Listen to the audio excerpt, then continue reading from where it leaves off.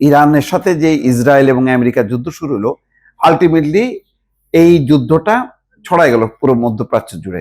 কারণ ইরান স্বাভাবিকভাবে এটা সহ্য করবে না এবং সম্পর্কের অবনতি হবে তার প্রতিবেশী দেশগুলোর সাথে, এবং আরো একটা মারাত্মক একটা জটিল পরিস্থিতি তৈরি হবে। দেখেন, ট্রাম্প কত বড় শয়তানি শুরু করছে।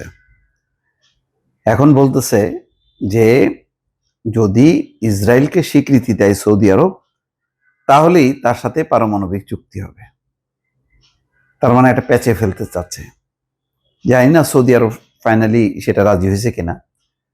রাজি হওয়া মানে হচ্ছে প্যাচে পড়া, এবং আলটিমেটলি ইসরায়েল ঢুকে যাবে সৌদি আরবের ভিতরে এবং গাজা ফিলিস্তিনের ভবিষ্যৎ নিশ্চিহ্ন হয়ে যাবে। ইরান কোণঠাসা হবে। ইরান শেষ পর্যন্ত টিকতে পারবে কিনা যথেষ্ট সন্দেহ আছে, কারণ সৌদি আরব শক্তিশালী দেশ। সে যদি পারমাণবিক শক্তির দিকে যায়, অস্ত্র শস্ত্রে সজ্জিত হয়, তাহলে পরিস্থিতি নিঃসন্দেহে বলা যায় যে একেবারে প্রতিকূল অবস্থা তৈরি হবে।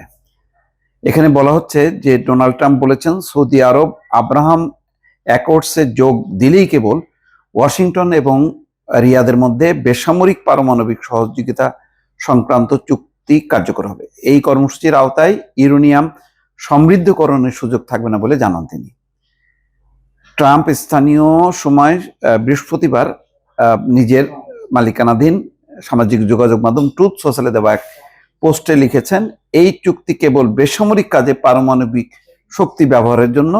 বর্তমানে ইরান, সংযুক্ত আরব আমিরাত এবং আরো কয়েকটি দেশের এই ধরনের সুযোগ রয়েছে, তবে এটি পুরোপুরি নির্ভর করবে সৌদি আরবের আব্রাহাম অ্যাকর্ডসে যোগ দেওয়ার উপর।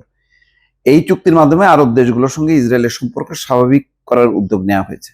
এখন ট্রাম্প মোট কথা উল্টো ভাবে খেলছে, যে দেখা যাচ্ছে যে যেহেতু ইরানকে কাবু করা যাচ্ছে না আর মধ্যপ্রাচ্যের দেশগুলো অনেকটা অসহায়, ইরান সেখানে হামলা চালাচ্ছে, সেখানে মার্কিন ঘাঁটি লক্ষ্য করে, এবং তার মানে যতই মার্কিন ঘাঁটি লক্ষ্য করে হামলা চালাক না কেন, আলটিমেটলি সেই দেশে হামলা চালাচ্ছে এবং সেই দেশগুলো আরো দুর্বল হচ্ছে ইরানের শক্তির কাছে। এখন সৌদি আরব এবং সংযুক্ত আরব আমিরাত, এই দুটি দেশ এই অবস্থা থেকে উত্তরণ ঘটাতে চায়, এবং যেহেতু তাদের অর্থ আছে এবং তেলের শক্তি আছে, এখন ট্রাম্প এই সুযোগটা নিচ্ছে। সে চাইছে যে সৌদি আরব এবং সংযুক্ত আরব আমিরাতকে শক্তিশালী করার মধ্য দিয়ে একটা পাল্টা একটা অবস্থান তৈরি করা, যাতে ওই যদি ইরান মাথা তোলার চেষ্টা করে বা ইরানকে কখনো দুর্বল করার প্রয়োজন হয়, তাহলে সৌদি আরব এবং সংযুক্ত আরব আমিরাতকে দিয়ে পাল্টা যুদ্ধ করাবে। তার মানে এই ইরানের সাথে যে ইসরায়েল এবং আমেরিকার যুদ্ধ শুরু হলো, আলটিমেটলি এই যুদ্ধটা ছড়াই গেল পুরো মধ্যপ্রাচ্য জুড়ে। কারণ ইরান স্বাভাবিকভাবে এটা সহ্য করবে না এবং সম্পর্কের অবনতি হবে তার প্রতিবেশী দেশগুলোর সাথে, এবং আরো একটা মারাত্মক একটা জটিল পরিস্থিতি তৈরি হবে।